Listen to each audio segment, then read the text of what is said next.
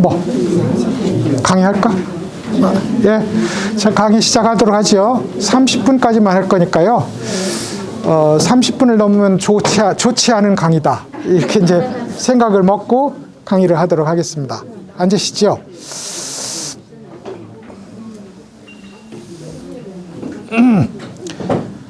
자, 그러면 이제 이 책의 제목을 말씀을 드렸어요.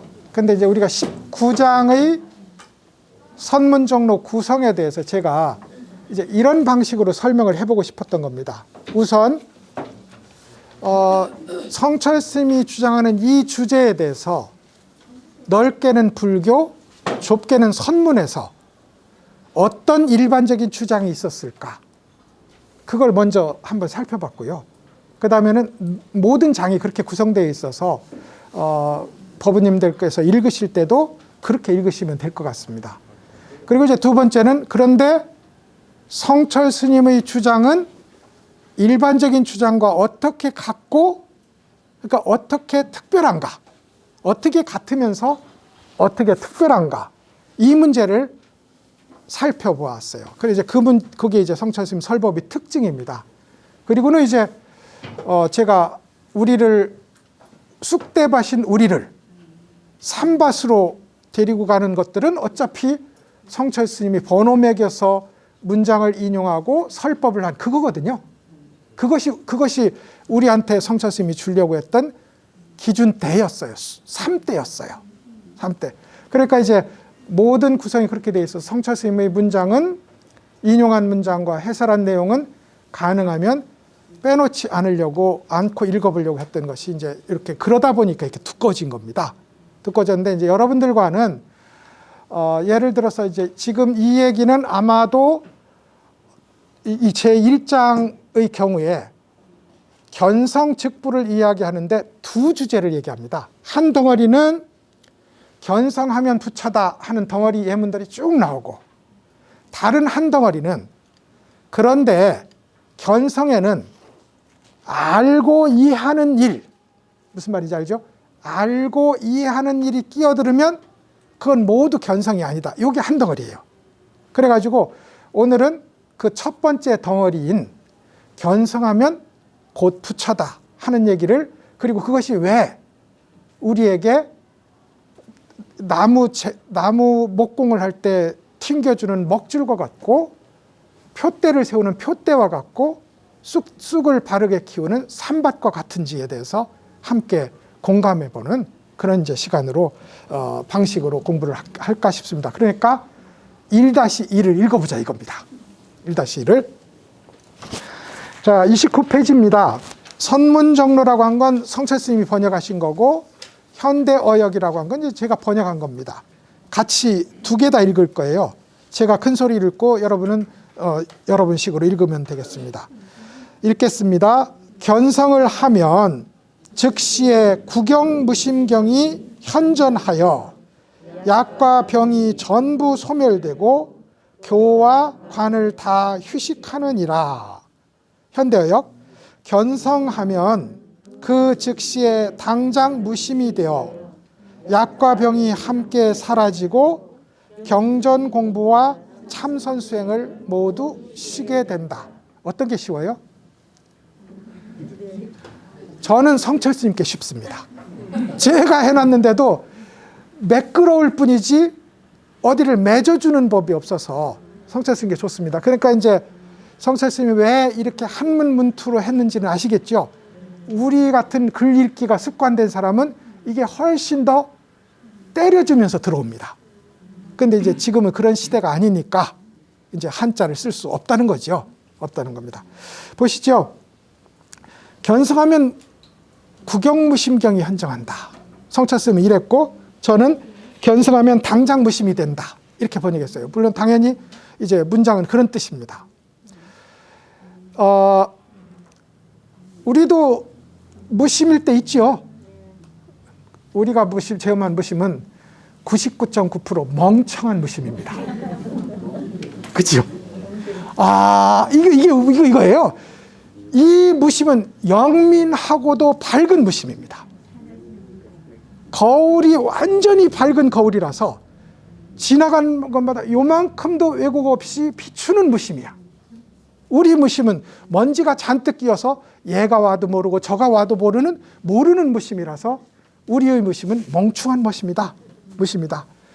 그리고 불교에서 말하는 무심은 영민한 무심이다. 맑은 무심이다. 이렇게 우선 이해를 해 놓으십시다.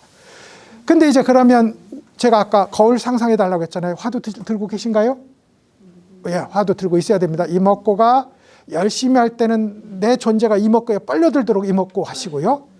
일하고 공부하실 때는 이목구가 공중에 거대한 거울처럼 떠서 나를 비춰보고 있다고 가끔 기억해 주시면 됩니다. 그러면 저절로 그렇게 있게 돼요. 왜냐하면 이게 가공이 아니거든요.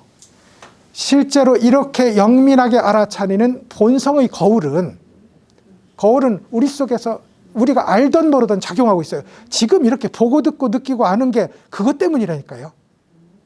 그게 없으면 안 돼요. 거울이 있어야 거울에서 비치고 난 다음에라야 예쁜의 밈내가 생기잖아요. 그러니까 우리가 지금 이렇게 보고 듣고 느끼고 아는 이 일은 우리가 본래 갖추고 있는 그 밝은 거울, 이목구가 일어나는 자리, 그 밝은 거울이 있다는 증거예요.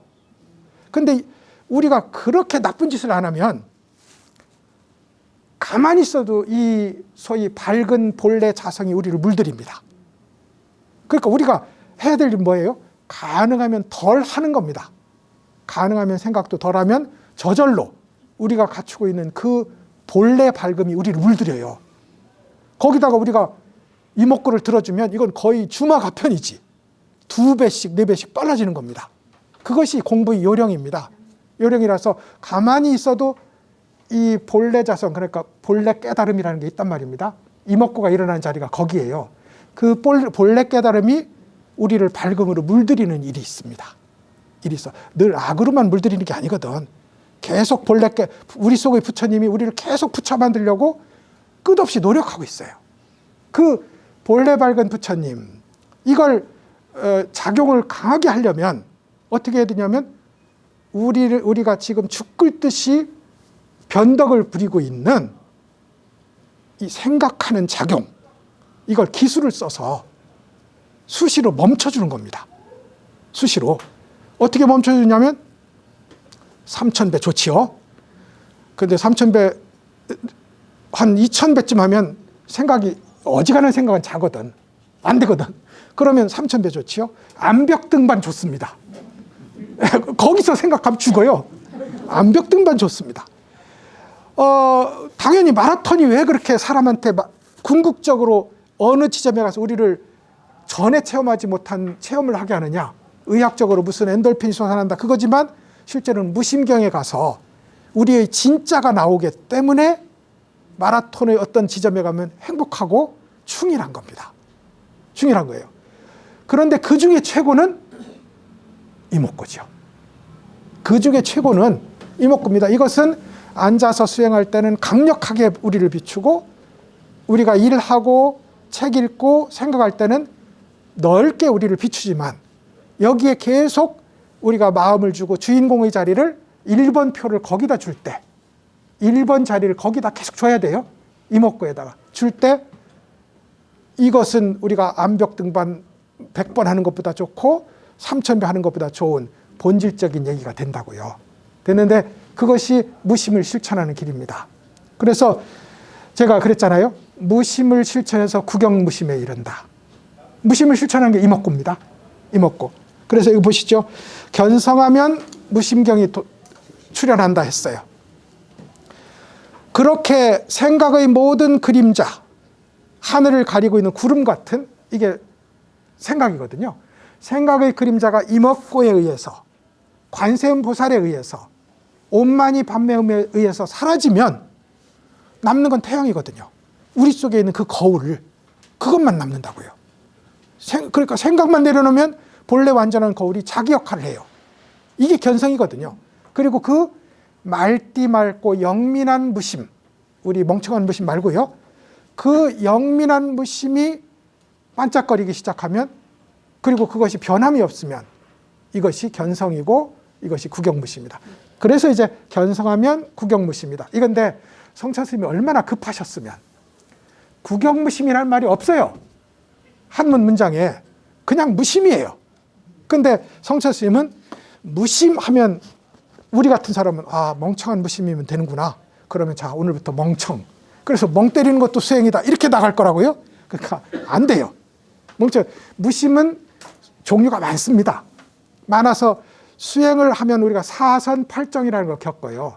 처음에는 선정이 일어나고, 그 다음에는 밝게, 그 다음에 심층적으로 미세한 생각의 자극까지 전부 없애가는 과정이 사선팔정이에요. 근데 그 사선팔정의 모든 단계마다 우리는 스스로 무심을 체험하고 있다고 착각할 가능성이 99.9%입니다. 무슨 말인지 알죠? 공부가 요만큼 진전될 때마다 불교에서 말하는 그 일이 나에게 일어났다고 생각할 가능성이 거의 전부라고요. 전부라고. 그때마다 스님은 묻는 거죠. 그러면 당신 가서 누가 당신 뺨 때리는데 그때도 거울처럼 밝습니까? 아니요. 그럼 무심 아니야. 그 무심 아니야를 말하려니 너무 많이 말해야 되니까 3세 6추라고 부르는 마지막 아래아식에 볼록하고 너를 만들어낸 기지가 하나 있거든요. 그 기지조차 사라진 것, 무명이라는 나 너의 분별이 일어나는 기지조차 사라진 그곳이 무심이고 그때 견성이 일어나는 것이다. 그래서 견성하면 구경무심이다. 이렇게 이제 말을 성철 스님이 한 거예요. 근데 이제 급하시니까 무심하면 나도 무심인데 나도 견성했네? 이렇게 할 거잖아요.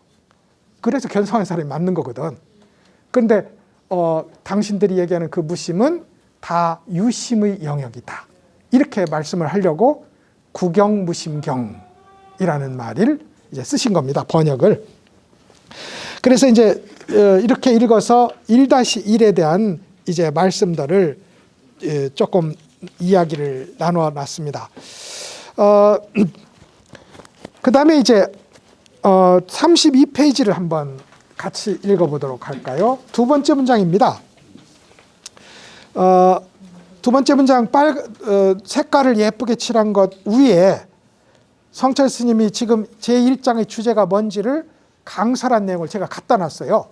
역시 한번 읽어보고 이야기하는 순으로 갖겠습니다.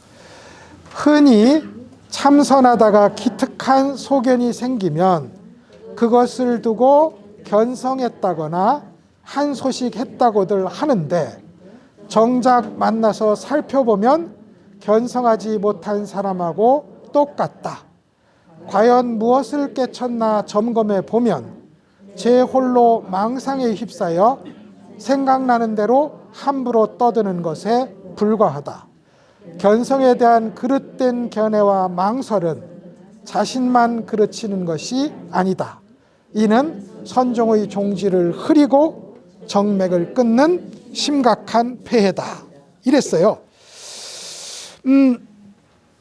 그러니까 이제 견성즉불이라는 혹은 선문정로 전체의 설법이 이런 걱정에서 일어난 겁니다. 지금 여기서 말씀하신 견성했다고 하는 사람들이 정말 많은데 약간의 체험과 머릿속에서 나오는 조금 뛰어난 생각들이 있다면 스스로 견성을 자처하는 사람들이 그렇게 많은데 불러보면 다 유심의 얘기를 하고 있을 뿐이다 하는 얘기가 되는 거예요.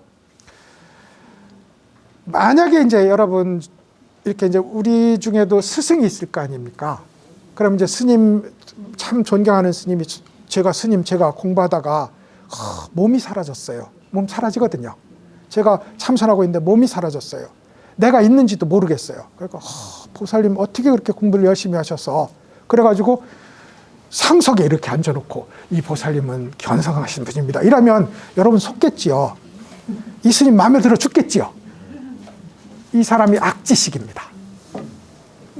내가 가지고 간 것을 잘 참 훌륭하십니다 라고 하고 대중들 앞에서 나를 띄워주는 바로 이 사람이 선지식을 가장한 악지식이라고요. 도 높은 사람도 나쁜 일도 해요. 그런데 이제 만약에 우리가 어떤 공부, 예를 들어 삼매를 경험했는데 그건 삼매는 공부의 초입입니다. 거기서 한 걸음 더 뛰쳐나와서 그 편안한 자리, 이걸 무사갑이라고 불러요. 거북이가 있잖아요. 껍데기가 있지 않습니까? 위험하면 어떻게 하냐면 네 발 사족을 전부 다 들이밀고 머리도 들이밀면 여기는 화탕지역인데도 지 혼자 안전하다고 할 거 아닙니까?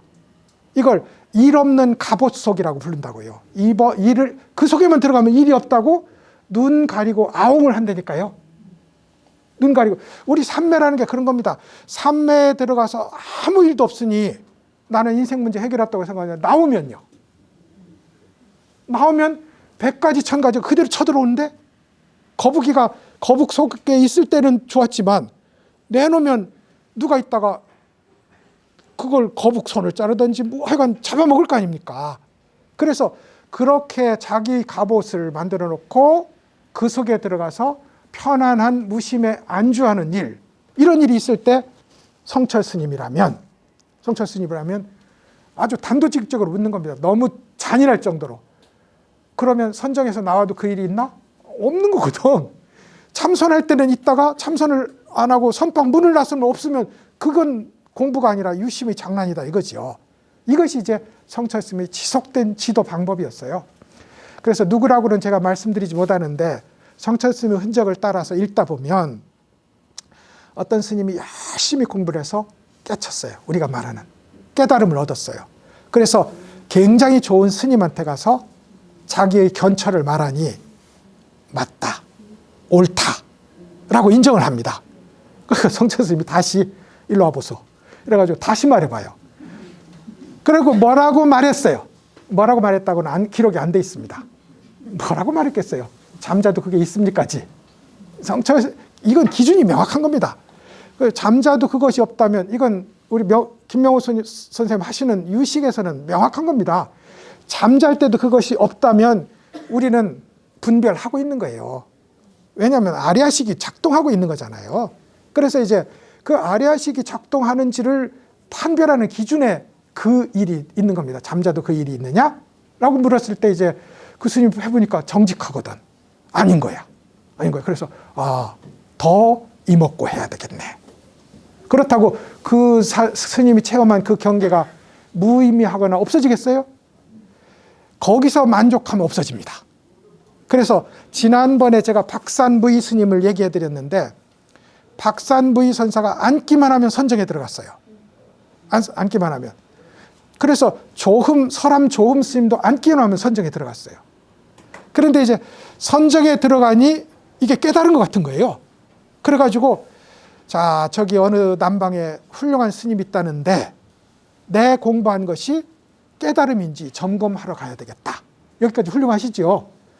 그런데 가는데 오늘날의 중국도 힘들지만 과거의 중국은 좀 힘들었겠어요? 그러니까 너무 힘들어서 사라졌어요. 앉기만 하면 일하다는 선정이 선지식 찾아가는 그 여행하는 동안에 사라졌어요.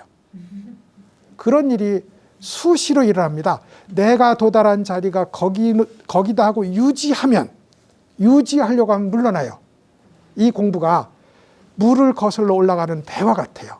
끝없이 젖다 보면 나중에는 그냥 순풍에 돛단 그 항해가 되지만 여기가 그런가 보다 하고 노적기를 그만두면 뒤로 가게 돼 있어요. 이 공부. 그래서 이 공부는 한숨에 하는 것이고 쉼 없이 하는 거라고요.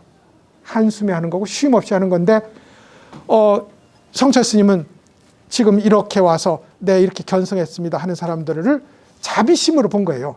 너 거기서 그렇게 만족해버리면 공부는 뒤로 물러나거나 잘해봤자 멈추는데 왜 그렇게 아까운 일을 하느냐. 이것이 성철 스님의 엄격한 이런 이제 평가의 배경이 된다고 이해를 해주시고요. 자, 1-2를 읽고 1-2 두 번째를 읽고 우리 공부에 대한 얘기를 오늘 마감해도 좋겠습니다. 33페이지 현대어역만 읽겠습니다. 예를 들어 능가경의 개송에서는 이렇게 말하였다.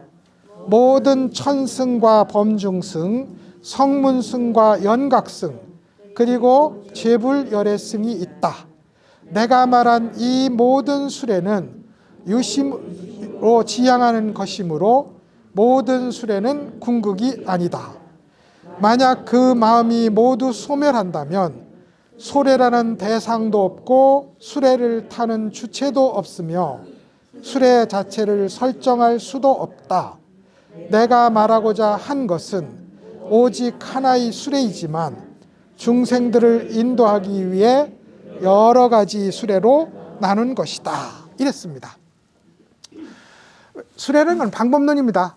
그러니까 이제 우리를 지금 이 자리에서 저쪽 소위 깨달음이라고 하는 저 언덕으로 데려가기 위한 방법론, 이걸 수레라고 불렀어요. 수레라고 불렀는데 예를 들어서 우리는 사람이니까 말입니다. 우리가 이 세상을 잘 살려면 남한테 선행도 좀 베풀고, 예? 그러면 베푼 만큼 돌아오는 건 당연하잖아요. 베푼 만큼 돌아와서 나를 더 행복하게 해주고 어떤 경우에는 물질적으로도 더 풍요하게 해주고, 어찌됐든 분명한 건 베푸는 만큼 나의 삶은 풍요로워진다고요. 착한 일을 하고 남을 돕고, 이건 이제 우리가 걸어가는 행복하기 위한 방법론이에요. 근데 아시다시피 이 방법론은 장사하고 비슷해. 주고받고예요. 그러니까 야박해요. 그리고 이익이 얼마 안 남아. 그러니까 이제 하나를 주면 둘이 오는데 불교는 하나를 줘서 전부를 받는 거잖아요. 그래서 이익이 박해요. 소위 이 수레는 그것에 비해서 이제 정말 실천하기 어려운 좋은 선행들, 그러니까 사람으로서 흉내내기 어려운 자기 조건을 모두 내려놓는 그런 일들을 하면 천상에 태어나기도 합니다. 천상의 삶에 비유하자면 삼성가의 집안에 태어나는 거지. 네? 천상의 삶이잖아요. 그런데 문제는 천상에 태어나면 떨어지는 날이 있는 게 문제예요. 이 화를 이렇게 쏜 거란 말입니다.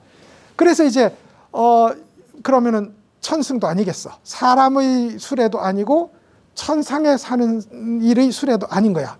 그러니까 이제 그러면 고집멸도를 보는 수행을 합니다. 제가 여기부터 시작해야 된다고 했잖아요. 고집멸도, 인생이 고이고 우리 본질이 고라는 걸 알고 나라 할 것이 없다는 사실을 아는 것에서 불교 입구가 있다는 건 소승이나 대승이나 교나 선이나 동일합니다. 나에 대한 나 잘났어라는 것을 내려놓는 이 지점이 출발이에요. 철저하게 이것을 알고서 여기서 시작하면 불교 공부는 되는 겁니다. 그래서 이제 그러면 그래 고집멸도를 공부한다. 그러면 이제 또 어느 정도 극복을 해요. 어느 정도 나를 내려놓고 이제 지혜를 얻게 된다고요. 연각은 12년을 공부해서 그 수레입니다. 보살은 육바라밀을 실천해서 이제 실천을 해서 소위 그 자리에 도달하는 거죠. 잠깐 제가 제 전공이 옆으로 색인데요. 잠깐 옆으로 새는 얘기를 하나 해드릴까 싶습니다. 육바라밀 얘기가 나와서 이제 제가 어느 다른 곳에 가서 비슷한 강의를 어떻게 이제 단기간작에 한 적이 있었어요. 근데 그분의 질문을 하신 분이 그래요. 교수님 그 얘기는 너무 높고 참선이 이게 제일 간단하고 지름길이거든요. 휴게소도 없는 직행 노선이라니까요.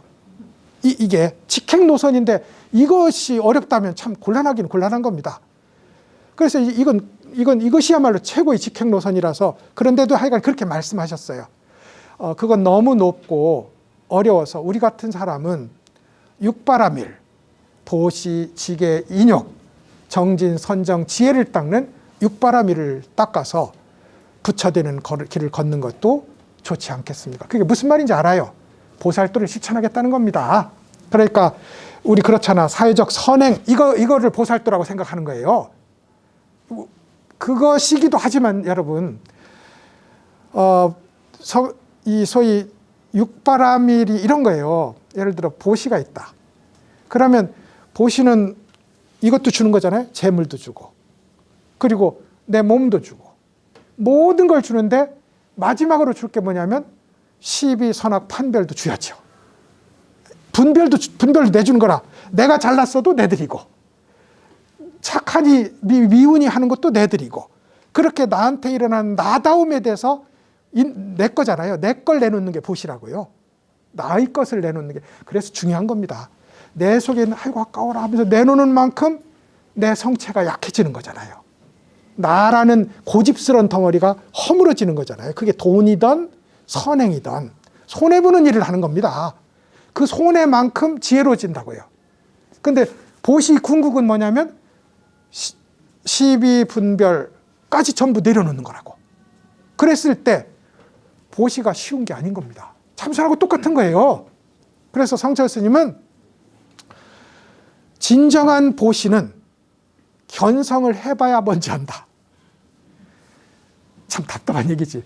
우리는 보시를 해가지고 깨달으려고 하는데 성철 스님은 거꾸로 깨달아 봐야 보시가 뭔지 안다. 이게 뭔지 알죠? 보시는 제가 무심을 닦아서 구경무심에 이르잖아요. 나를 내려놓는 보시를 닦아서 완전히 내려놓는 진짜 보시에 도달해요. 도달한다고요. 그것이 성철 스님의 기본적인 얘기입니다. 그러니까 처음에 들으면 기분 나쁠 수 있어. 자기는 그래 깨달았지. 그러면 우리는 다 모른다는 얘기네.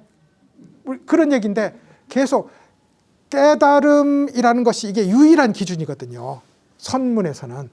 이 유일한 기준으로 모든 것을 수렴해서 깨닫지 않고는 우리 삶이 헛되다 하는 얘기를 알아듣도록 하기 위해서 계속 그 얘기를 합니다. 응무소주 이생기심. 우리는 머무는 바 없이 그 마음을 내야 한다. 응무소주 이생기심을 닦아요. 근데 성철 스님은 어떻게 했냐면 머무는 바 없이 그 마음이 난다. 저절로 그 마음이 나. 그래가지고 그렇게 여기 이 책에도 제가 어딘가 썼어요. 이렇게 해석하는 사람은 나밖에 없을 거다. 그렇죠, 당연히. 응무소주 이생기심을 부처님의 입장에서 말한 거예요. 우리는 중생의 마음에서 이해했고. 근데 둘 다 성립합니다. 응무소주 이생기심 그렇게 그 마음을 닦아서 그렇게 마음이 나는 자유로운 자리에 도달합니다. 도달해놓고 나서 보면 부처님이 한마디도 거짓말을 하지 않았다는 것을, 부처님이 한 말이 모두 한결같이 깨달음의 자리에서 했다는 것을 알게 돼요. 그게 왜 우리하고 상관이냐? 우리가 그 말을 흉내내면 그것이 돼요. 우리는 지금 그럴 수밖에 없습니다. 저절로 나는 그 마음을 우리는 일부러 내야 돼요. 그래서 저절로 나는 그 자리에 도달하는 것, 이것이 소위 성철 스님의 얘기입니다. 잠깐 엿길을 샜으니까 다시 돌아와 본다면 돌아올 수 있을지는 모르겠습니다. 예, 여기서 이제 5개의 수레를 얘기했어요. 원래 법화경에서는 우리가 3개의 수레를 얘기했어요. 불타는 집에 놀고 있는 아이들이 있는데 덕 높은 장자가 이 아이들을 불타는 집에서 꺼내려고 거짓말을 합니다. 내가 너희들에게 네가 좋아하는 양수레, 사슴수레, 소가 끄는 수레를 줄 테니, 그 말은 내가 그만큼 좋은 차를 내가 부를 수는 있을지 모르겠습니다. 벤츠 뭐를 주겠다는 겁니다. 줄 테니 너희들이 나와서 이 장난감을 가지고 놀아라. 그래서 이제 불타는 집에서 뛰어나왔다는 거예요. 아버지 그거 주세요. 그러니까 그건 없었어. 그건 없었어. 그 대신 내가 우주를 모두 태우는, 전 세계의 중생을 모두 태우는 커도 한없이 큰 흰소가 끄는 항공모함 같은 수레를 하나 주마. 이게 1승의 얘기거든요. 그래가지고 3승을 이야기하는 것은 본래 우리가 타고 있는 이 수레를 보여주기, 우리는 수레를 타고 있다고요. 그런데 본래 타고 있는 이 수레를 보여주기 위해서 3승을 임시적으로 모양지어 보여주었다. 이게 법화경 3승 얘기입니다. 이건 능각에서는 5승을 얘기해요. 5승을 얘기하는데 그 5승의 수레, 이건 더 철자입니다. 이제 그 수레가 우리가 있다는 생각까지 내려놓고 어떻게 하면요? 이먹고 하면요. 굉장히 단순한 겁니다. 그래서 화두 들면 쉽다는 얘기가 그거예요. 이먹고 자리에 돌아가면 5승조차 의미가 없어요. 왜냐하면 누가 타? 내가 타나요? 내가 안 탑니다. 내가 타는 게 있으면 아직 우리는 도에 못 들어갔어요. 나라는 주체와 타는 수레가 사라졌을 때 부처님의 마음을 만난다고요. 예, 기왕에 곁가지 얘기를 했으니까 한 가지 곁가지 얘기를 하고 아예 곁가지 얘기로 끝낼까요? 부처님이 출가하실 때 부처님을 타는 말을 끌고 갔던 마부가 있었어요. 그게 이름이 한문으로는 차닉이라고 부르고 찬다라고도 부르는 그런 찬다라고 우리는 배우잖아요. 한문으로는 차닉이라고 불러요. 근데 이 차닉이 나중에 부처님이 깨닫고 나서 따라서 출가를 합니다. 근데 이제 오만했어. 왜 오만했냐면 부처님 측근인 거지. 부처님 측근. 부처님 핵심인 거야. 그래가지고 이제 그 부처님 핵관으로서 이제 온갖 권세를 다 부려요. 그러니까 이제 그러니까 사리불이 법왕자잖아요. 사리불이 나라로 치면 패자였다고요. 불법 나라의. 사리불이나 목건년 같은 최고의 고참들에게도 뻣뻣하기가 이루 말할 데가 없습니다. 그러니까 골치가 아파요. 부처님 승단에서. 부처님도 어떻게 못하고. 그래서 돌아가실 때 야누르따라는 존자가 아난을 옆구리를 찔러서 저 차닉이 저거 어떻게 할 건지 좀 물어봐라. 그래가지고 얼마나 못됐으면 아칼락자 입구자 못된 입 차닉이라고 불렀다니까요. 입만 열면 분쟁이야. 못된 입 차닉. 그래가지고 아난이 묻습니다. 몇 가지 큰 질문들을 묻는데 저 차닉은 어떻게 할까요? 그러니까 부처님이 차닉은 그 사람이 눈앞에 이때 공기처럼 대해라. 말을 걸어도 바람 부는 줄 알고 말 대답하지 말고 눈길을 줘도 눈길 맞추지 말고 이걸 묵빈이라고 불러요. 묵묵함으로 배척한다. 그렇게 하다 보면 지도 알 날이 있겠지. 부처님도 참 그 자기 있을 때 하시지. 그러니까 그게 2년이 안 되면 부처님이 와 있는데도 못 깨닫는다니까요. 하여간 부처님 때 못 깨달았어요. 근데 가만히 보니 부처님 때는 부처님 권세가 있으니까 사람들이 무시하지 않더니 자기 생각이 그런 거야. 부처님 돌아가니까 이제 뭐 핵심 지위가 다 사라진 거예요. 그래가지고 공기도 이거 소똥 말똥도 이렇게는 안 할 것 같은데. 그러니까 점점 나 이게 사라집니다. 이게 좋은 토양 가꾸기예요. 그래서 나 이게 꺾였을 때가 공부하기가 제일 좋은 조건이라고요. 실패했을 때가 우리 인생에 실패했을 때가 불교는 성공하기 제일 좋은 조건이야. 수고하고 짐진 자들아 나에게 오라. 왜 그 말이 있겠어요? 수고하고 짐질 때 힘들 때 이게 있어요. 그건 기독교나 우리나 마찬가지입니다. 그래가지고 이제 너무 힘든 거야. 그러니까 이제 아는 존재를 찾아갑니다. 도대체 여기 이제 지금 5승 얘기하다 그랬습니다. 도대체 악업을 닦으면 악업을 닦는 누가 받습니까? 선업을 닦으면 선업의 결과는 누가 받습니까? 궁금하시죠? 어떤 사람은 받는 주체가 있어서 그 받는 주체가 그것을 받는다고 하는 소위 이 철학도 있어요. 우리 불교 내에서도. 그래서 부파불교에서는 그렇게 주장하는 그룹이 있거든요. 근데 아나는 이렇게 얘기합니다. 우리가 결국은 이 조체는 오온으로 이루어진 가상적 구조물인데 이 가상적 구조물이므로 지은 업을 받을 수 있는 궁극의 주체가 없다. 이 생각으로 영원한 모든 것이 있다는 이걸 상견이라고 부른다고요. 영원한 것이 존재한다는 소위 치우친 견해를 극복해라. 그렇지만 지금 이 찰나에서 공이 굴러서 다음 찰나로 넘어가는 이 존재성은 있잖아요. 우리는 매번 이 존재는 지금 생주 이멸을 거치고 그 다음 존재로 바톤을 넘겨요. 이 마음 역시 지금 이 찰나심이 그 다음 찰나심에게 바톤을 넘깁니다. 그러니까 이때가 중요하다니까요. 관세음보살 하면 관세음보살이 넘어가요. 그러니까 우리가 이목구가 다음 주자에게 좋은 바톤을 넘겨주는 일이거든요. 그래서 계속 바톤 넘기기가 있으니 지금 일어난 바톤을 받는 그 주인공이 없다고 말할 수 없다. 있잖아요. 궁극적 실체는 없어요. 그렇지만 그렇게 매번 구르고 굴러서 앞의 구름을 받는 뒤의 구름이 있는 거예요. 그 생각을 가지고 일체가 아무것도 없다는 헛된 공만 있을 뿐이라는 단견, 모든 것이 허무하다는 견해를 극복해라. 그럼으로써 영원함이 있다는 한쪽의 치우친 견해, 아무것도 없다는 또 한쪽의 치우친 견해를 극복하고 중도에 도달해서 중도를 실천하는 길이 있다. 이렇게 말합니다. 천익이 깨달았어요. 이게 왜 깨달았어요? 존재가 무너져서. 존재가 무너져서. 이게 먼저 무너져야 된다고요. 그래서 일부러 무너뜨릴 수는 없습니다. 일부러 무너뜨릴 수는 없고 계속 간절히 알다 보면 원래 이 존재가 끝없이 지금도 끝없이 무너지고 있다는 걸 스스로 확인하게 됩니다. 절대로 자식이 우리에게 충성해 줄 것 같지 않잖아요? 충성 안 해줍니다. 얘가 또 충성 안 해줍니다. 얘도 최고의 역적이야. 시키는 대로 안 하기는 이것만큼 할 게 없을걸요?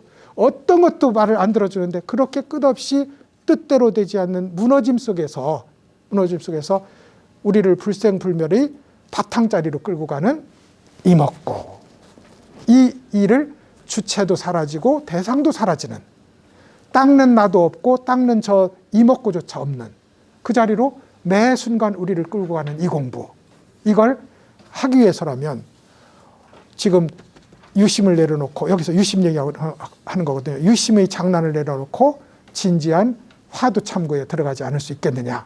이게 성철 스님이 이 구절에서 하려고 하는 얘기였어요. 자, 이래서 이제 아직은 여러분과 어떻게 공감할지, 이제 사실은 법우님들이 너무 좋으신 거예요. 제가 대학교에서 강의해 보면 학생들이 20분을 못 견딥니다. 20분쯤이면 제 존재가 거의 깨달을 수준에 다갑니다. 왜냐하면 이렇게 무시당할 수가 없어요. 20분만 가르치면 그렇습니다. 근데 법우님들은 거의 90분을 귀를 기울여주시니 아무리 애를 쓰고 잠을 참으면서 이렇게 들어주시는 게 너무 고마운데도 이렇게 열변을 토하면서 강의하는 게 과연 옳은가? 이 문제는 늘 고민스럽습니다. 왜냐하면 이제 실제로는 우리 각자가 내 문제를 해결하는 거잖아요. 이 얘기가 이런 교묘한 말재주로 그것이 나쁜 건 아닐 겁니다.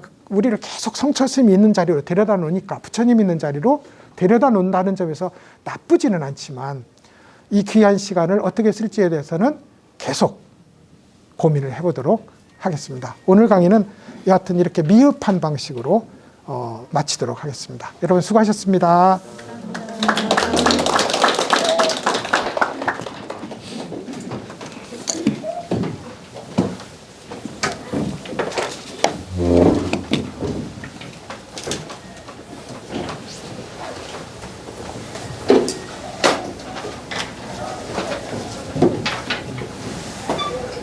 교수님께 합장 일배 올리겠습니다. 감사합니다.